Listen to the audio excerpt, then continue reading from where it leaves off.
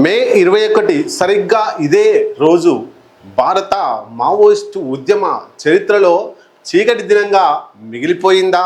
CPI Maoist ప్రధాన కార్యదర్శిగా ఉన్నటువంటి నంబాల కేశవరావు అలియాస్ బసవరాజు ఈ రోజే ఎన్కౌంటర్లో మృతి చెందాడు. ఆయన ఒక్కటే కాదు, ఆయనతో పాటు 27 మంది కామ్రేడ్స్ అసువులు బాసారు సరిగ్గా ఇదే రోజు ఇదే దినం. ఛత్తీస్గఢ్ రాష్ట్రం నారాయణపూర్ జిల్లాలో ఓర్చా బ్లాక్ పరిధిలో జరిగినటువంటి ఎన్కౌంటర్లో గుండేకోట్ అడవుల్లో 72 గంటల పాటు సుమారు 72 గంటల పాటు ఇటు మావోయిస్టుల మధ్య 20,000 మంది భద్రతా బలగాలకు మధ్య జరిగినటువంటి భీకర కాల్పులు, భీకర ఎన్కౌంటర్.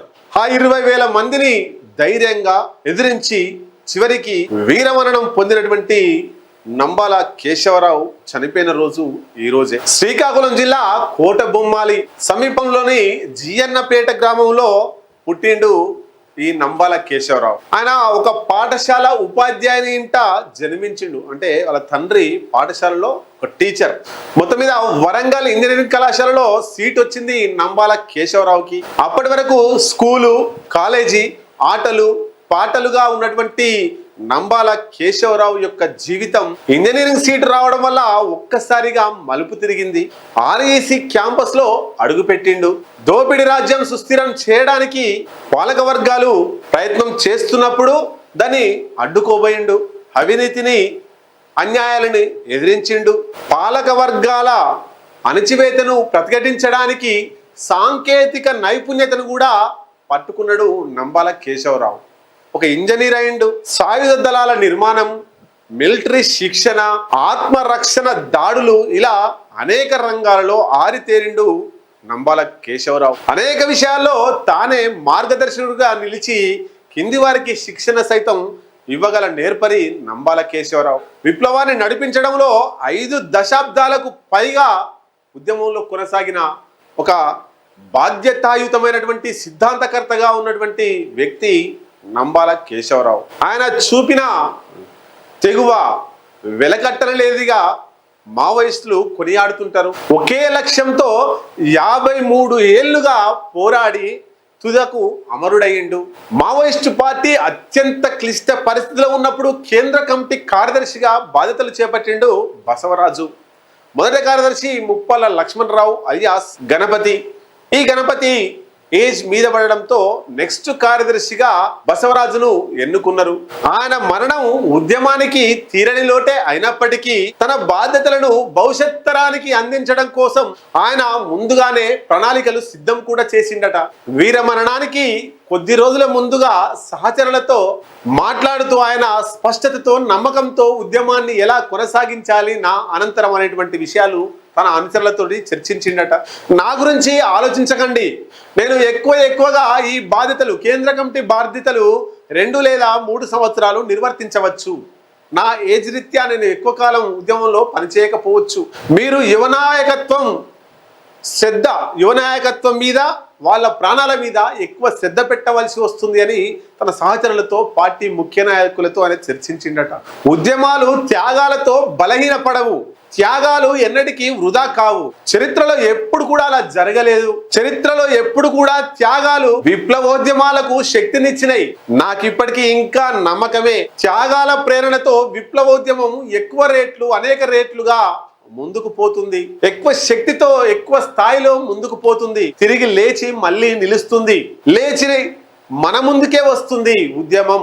ఈ పాసిస్టు ప్రభుత్వ దుష్ట పన్నాగాలు ఫలించవు. అంతిమ విజయం ప్రజలదే అని తన అనుచరులతోటి చర్చించిండట. తన ప్రాణాలు పోయే కంటే ముందు, కొన్ని రోజుల ముందు.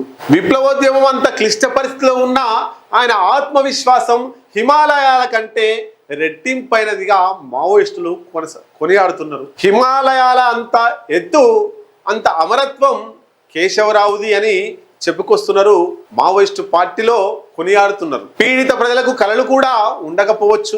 వాళ్ళు అనుభవిస్తున్న అవమానీయ సంఘటనలు, అణచివేత, హింస, దోపిడీ, వాటన్నిటి నుంచి కన్నీరు కార్చే సమయం వాళ్లకు ఉండకపోవచ్చు. వాళ్ళ కోసం మనమే కొట్లాడాలి, పోరాడాలి అని తన సహచరులతో చెప్పిండట.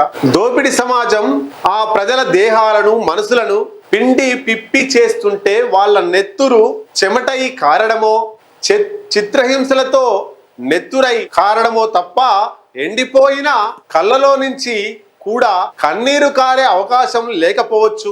గొంతులో తడి మిగిలితే కదా గద్గదికంగా దుఃఖించడానికి, తూచడానికి, కొలవడానికి కొంతమంది సిద్ధమవుతున్నారు. గొంతులు పీక్కటిల్లేలా రోధిస్తున్నారు. ఖచ్చితంగా చాలా మందే ఉంటారు. ఎందుకు ఇలా జరుగుతుందో సలహాలు సూచనలు ఇస్తూ స్నేహపూర్వకంగా చెప్పేవాళ్ళు ఉంటారు. బహుశా ఎంతో కొంత దుఃఖపు అంచుల్ని తట్టని వారు ఎవరు ఉండరు కదా. అలాంటి సందర్భం మరి ఎంత అద్భుత జీవితం అంటూ వాళ్ళు కొనియాడుతున్నారు. విప్లవమో తిరుగుబాటు ఒకడు పుట్టిస్తే పుట్టింది కాదు, మరణాలతో ఆగిపోయేది కాదు. మేము ఆ మనుషులని మా ఆలోచనలలో నింపుకున్నాం. ఇలా కాకుంటే మరోలా, ఆయుధంతో కాకుంటే నినాదంతో, కర్రతో కాకుంటే ప్లకార్లతో యుద్ధాలు చేయాల్సి వస్తుంది. నీవు మనుషుల్ని మాయం చేశావు, శరీరాలను కాల్చేశావు, స్తూపాలను కూల్చేశావు, విప్లవం అంతమైందని రాసుకుంటున్నావు. అయితే మళ్ళీ ఒకనాటి నువ్వు ఆ పేర్లని వినక తప్పదు. ఆయుధాలు లేకున్నా పోరాటం ఉంటుందని గ్రహించక తప్పదు అంటూ కొంతమంది కవులు, కళాకారులు తన కవిత్వంలో నంబాల కేశవరావు గురించి రాస్తున్నారు. ఏదేమైనా ఈరోజు నంబాల కేశవరావు చనిపోయినటువంటి రోజు. మొత్తం మీద రాజ్యం తన శవాన్ని కూడా బంధువులకు అప్పగించకుండా అడవిలోనే కాల్చేసిర్రు. ఆయన చనిపోతుంటే ఒక మాట కూడా మాట్లాడిండట, మన మీడియా కథనాల ద్వారా విన్నాం. ఆయన చనిపోతూ అక్కడ ఉండేటువంటి ఆయన బాడీ గార్డ్స్ అంతా కూడా ఆయనను కాపాడుకోవడం కోసం తన ప్రాణాలను అందరూ కూడా అడ్డు పెడుతుంటే, నా కోసం ఎవరు చావద్దు, మీరందరూ వెళ్ళిపోండి, నేను చనిపోతే నా ఒక్కనికే నష్టం, మీరందరూ చనిపోవడం వల్ల ఉద్యమానికి నష్టం, వెళ్ళండి వెళ్ళండి అని చెప్పేసి అనే చివరిసారిగా మావోయిస్టులతో మాట్లాడి వెళ్ళిపోమనిదే కొంతమంది వెళ్ళిపోయినటువంటి పరిస్థితి కూడా ఉన్నది. కొంతమంది నిన్ను మేము దక్కించుకుంటాం, నిన్ను కాపాడుకుంటామని ఆయనతో పాటు 27 మంది చనిపోయారు.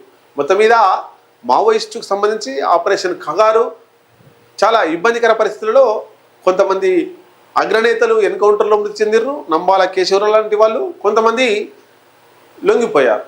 మొత్తం మీద ఈ మావోయిస్టు పార్టీ భవిష్యత్తులో ఏ రూపంలో ఉంటుందో చూడాల్సిందే.